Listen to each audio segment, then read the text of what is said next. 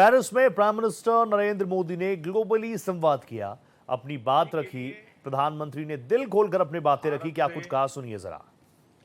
140 करोड़ देशवासियों की शुभकामनाएं लेकर के आया हूं।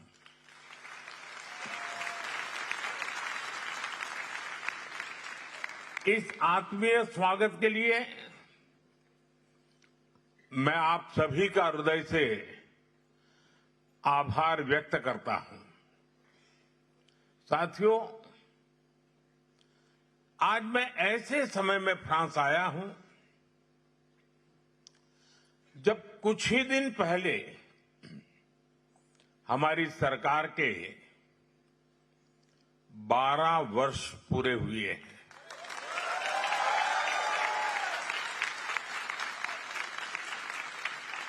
चुने हुए प्रधानमंत्री के रूप में निरंतर 12 साल तक देश की सेवा करना मेरे जीवन का बहुत बड़ा सौभाग्य रहा है।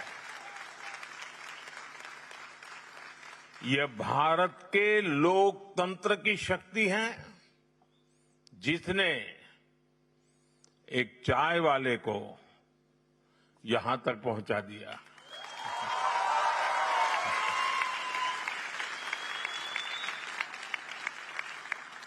साथियों, बीते 12 वर्ष 140 करोड़ भारतीयों के अद्भुत सामर्थ्य के रहे हैं। 12 साल के इस कालखंड में भारत का जीडीपी दोगुना हुआ है।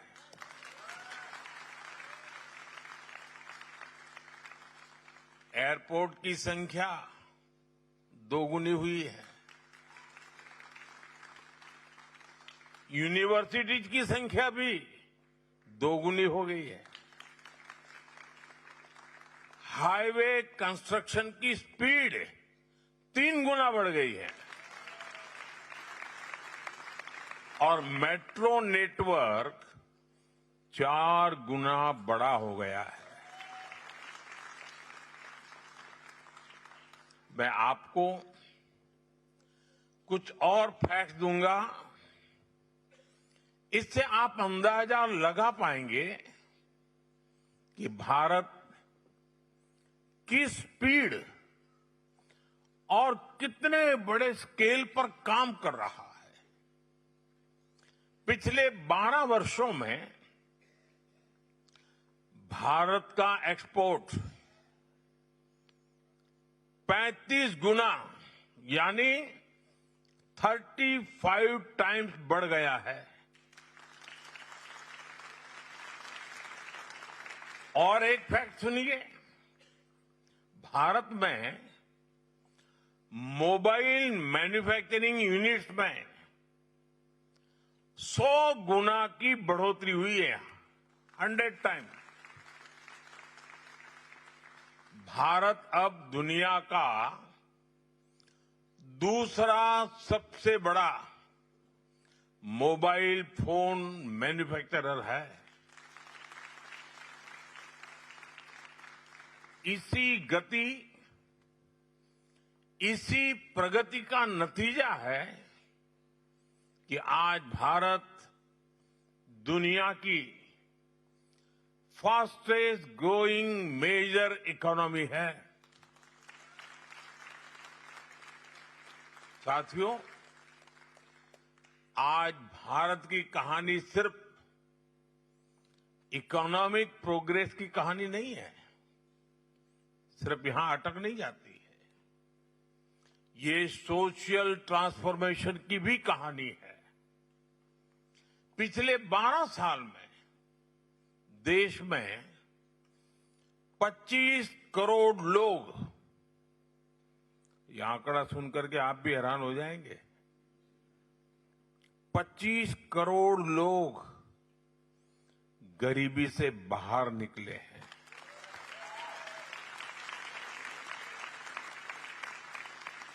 यानी एक ऐसी प्रगति जिसका लाभ समाज के अंतिम व्यक्ति तक पहुंच रहा है। फ्रांस में जितने घर हैं, पूरे फ्रांस में टोटल जितने घर हैं, उससे भी अधिक पक्के घर बीते 12 वर्षों में हमने जरूरतमंदों के लिए बनाए हैं।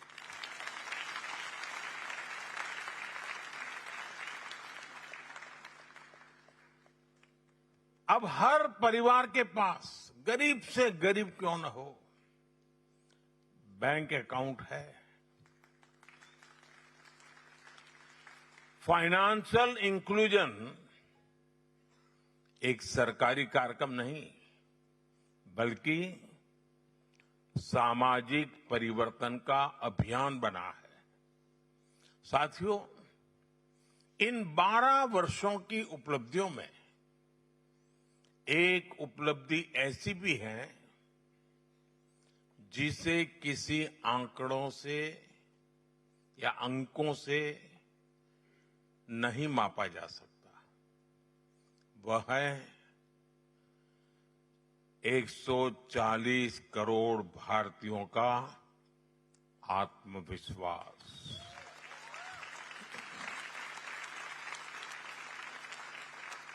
आज का भारत और आज के भारत का युवा बहुत बड़े सपने देख रहा है। ये भारत की एस्पिरेशंस को नई बुलंदी देने का कालखंड रहा है।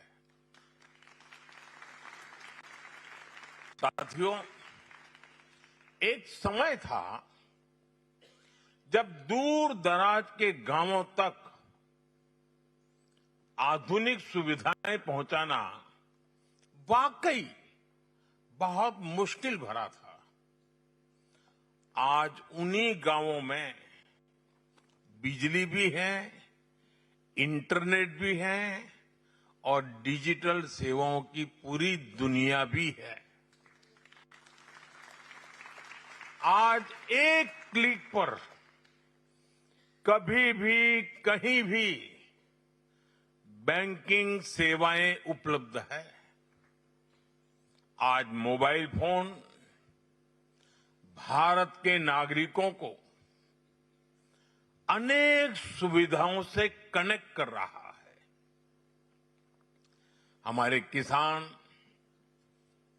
हमारे मछुआरे, हमारे डेयरी फार्मर्स, हमारी महिलाएं, हमारे स्टूडेंट्स सभी टेक्नोलॉजी के माध्यम से सशक्त हो रहे हैं और अपने लिए नए अवसर बना रहे हैं। साथियों, आपने 125 करोड़ से अधिक आधार आईडीज के बारे में सुना है, लेकिन आज भारत सिर्फ पहचान को डिजिटल नहीं बना रहा। आज करीब 90 करोड़ भारतीयों की यूनिक डिजिटल हेल्थ आईडीज बनाई जा चुकी है, जिससे मेडिकल रिकॉर्ड सुरक्षित और एक्सेसिबल बन गए हैं। इससे हेल्थ केयर डिलीवरी और अधिक आसान और एफिशिएंट हो रही है। साथियों, इन उपलब्धियों की सबसे बड़ी विशेषता यह है कि इनमें से अधिकांश चीजें कुछ वर्ष पहले तक कल्पना जैसी लगती थी। कौन सोच सकता था कि गांव-गांव तक हाई स्पीड इंटरनेट पहुंचेगा? कौन सोच सकता था कि दूर सुदूर के गांव में भी क्यूआर कोड जीवन का हिस्सा बन जाएगा? गांव में कोई बहन ड्रोन से खेती करने में मदद करेगी, ये भी असंभव लगता था। लेकिन आज यह सब भारत के करोड़ों लोगों के जीवन का सामान्य हिस्सा बनता जा रहा है। और आपको गर्व होगा साथियों, यही नए भारत की पहचान है। जो कभी सपना था, वो आज सच्चाई है। जो कभी नामुमकिन लगता था, वो आज मुमकिन हुआ है। और ये करने के पीछे सबसे बड़ी ताकत क्या है? किसकी वजह से सब संभव हुआ है?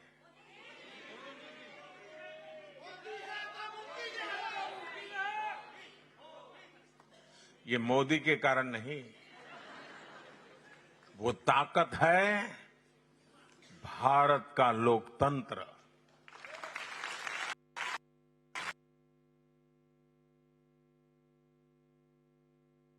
और जब हमने 8,000 सबका साथ है, सबका विकास है। साथियों, आज से 50 या 100 साल बाद जब भारत के इस कालखंड की समीक्षा होगी, तो ये बात उभर कर सामने आएगी। इस कालखंड को भारत की एस्पिरेशंस ने ड्राइव किया।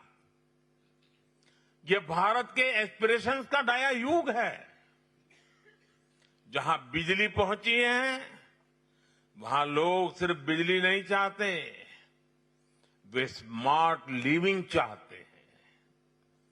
जहां ट्रेन पहुंची है, वहां लोग हाई स्पीड कनेक्टिविटी चाहते हैं। जहां हाईवे बने हैं, वहां लोग वर्ल्ड क्लास एक्सप्रेसवे चाहते हैं। जहां इंटरनेट पहुंचा है, वहां लोग एआई और डिजिटल इनोवेशन में नेतृत्व चाहते हैं। यानी आज भारत के लोग अपने जीवन को भी नेक्स्ट लेवल पर ले जाना चाहते हैं और भारत को भी नेक्स्ट लेवल पर ले जाना उनका मकसद है, उनका संकल्प है, उनके सपने हैं।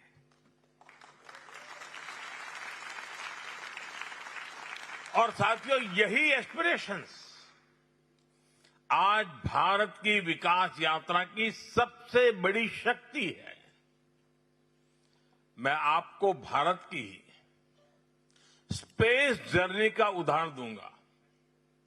भारत ने चंद्रयान को चंद्रमा के साउथ पोल पर उतारा। दुनिया ने इसे एक बहुत बड़ी उपलब्धि माना, लेकिन भारत इसे अपनी मंजिल मानकर रुका नहीं। बहुत हो गया मोदी जी, अब चलेगा नहीं। आज देश गगनयान की तैयारी कर रहा है।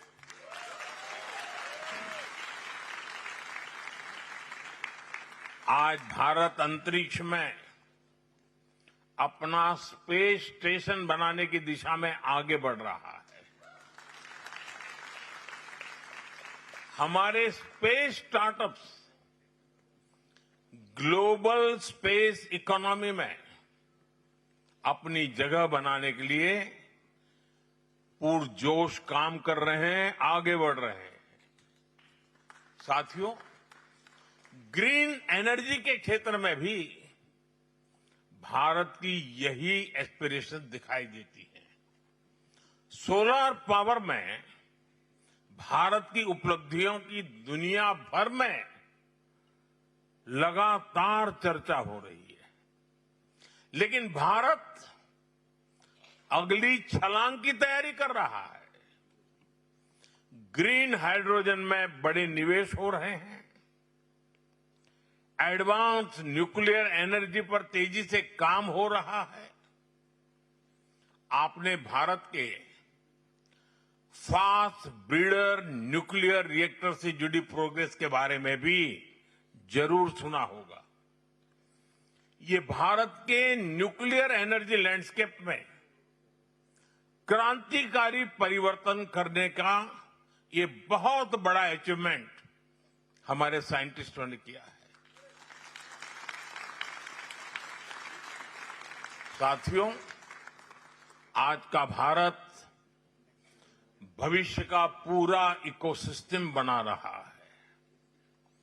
भारत एक साथ हर उस क्षेत्र में निवेश कर रहा है जो आने वाले दशकों की दिशा तय करेगा। अभी आपने कुछ दिन पहले ही देखा है, नीस में भारत इनोवेट्स का एक आयोजन किया। ये इवेंट भारत के डीप टेक सामर्थ्य को दुनिया तक पहुंचाने का एक और माध्यम था। इसमें भारत के 120 डीप टेक स्टार्टअप्स उपस्थित थे। भारत इनोवेट्स में करीब 1400 B2B मीटिंग हुई है। कई स्टार्टअप्स के लिए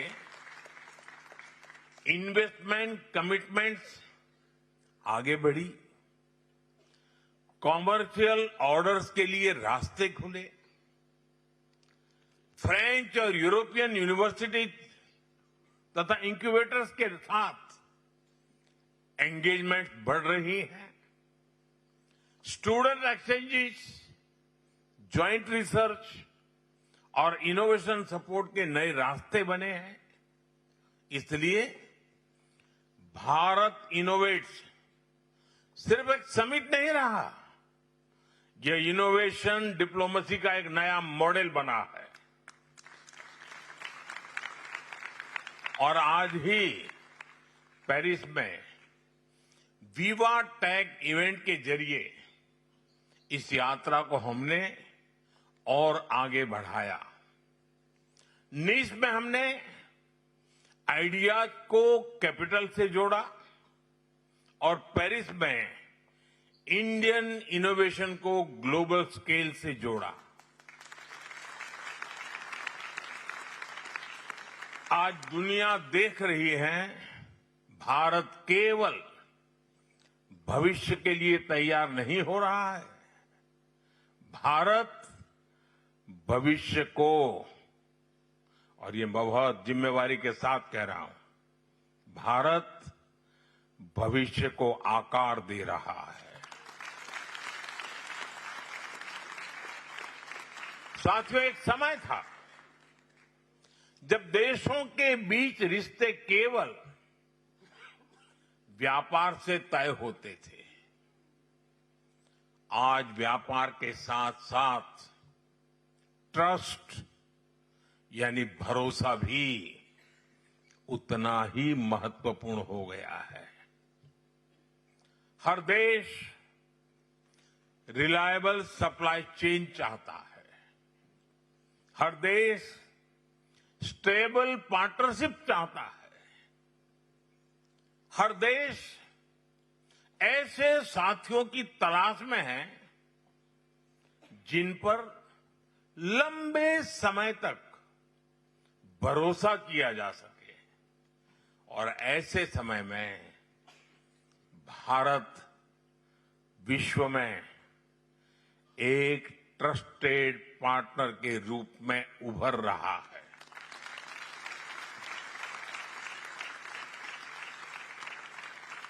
एविया में G7 बैठक के दौरान मैंने ट्रस्ट बेस्ड पार्टनरशिप बनाने पर जोर दिया। ग्लोबल साउथ के देशों के साथ इक्वल पार्टनर्स के रूप में आगे बढ़ने का आह्वान किया। भारत का G7 समिट में संदेश था, ग्लोबल गवर्नेंस तभी प्रभावी होगी जब वह इंक्लूसिव होगी। ग्लोबल ग्रोथ तभी सस्टेनेबल होगी जब वह शेयर्ड होगी, और ग्लोबल टेक्नोलॉजी तभी मानवता के लिए उपयोगी होगी जब वह ट्रस्टेड होगी। साथियों, भारत और दुनिया के बीच व्यापारिक रिश्तों में नई ऊर्जा नजर आ रही है। फ्रांस के साथ भारत का ट्रेड लगातार बढ़ रहा है। पिछले कुछ वर्षों में भारत ने दुनिया के अनेक देशों के साथ फ्री ट्रेड एग्रीमेंट्स किए हैं। यूरोपियन यूनियन हो, यूनाइटेड किंगडम हो, दुनिया के हर देश, हर रीजन के साथ भारत समझौते कर रहा है।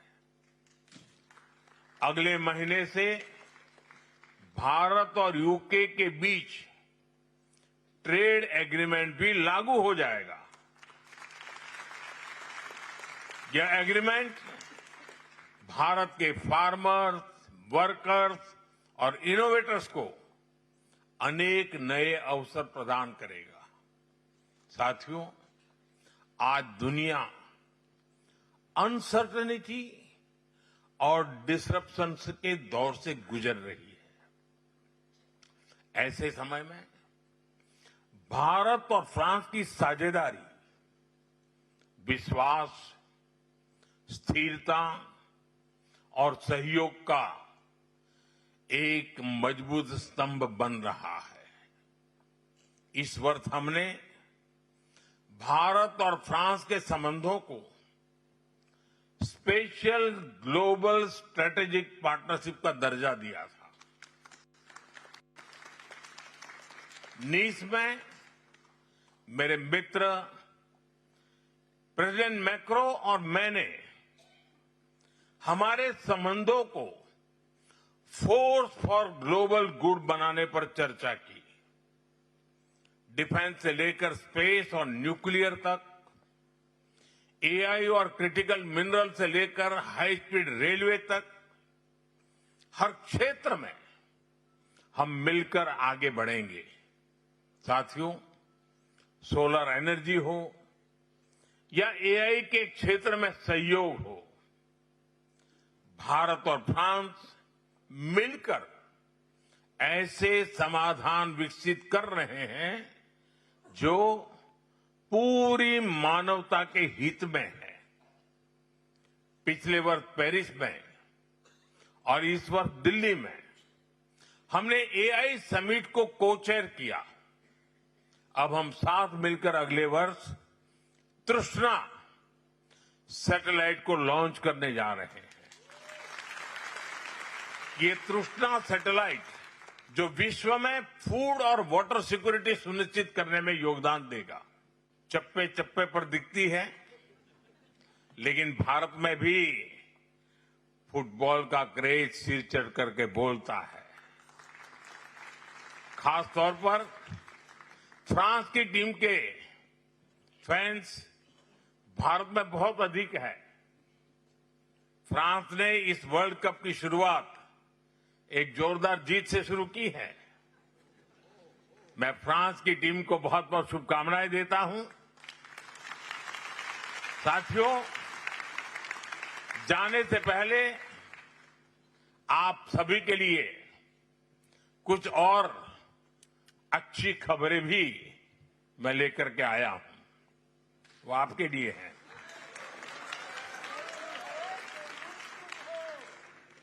पिछले वर्ष मार्सेई में कॉन्सुलेट खोला गया। इससे काफी अधिक सुविधा मिल रही है।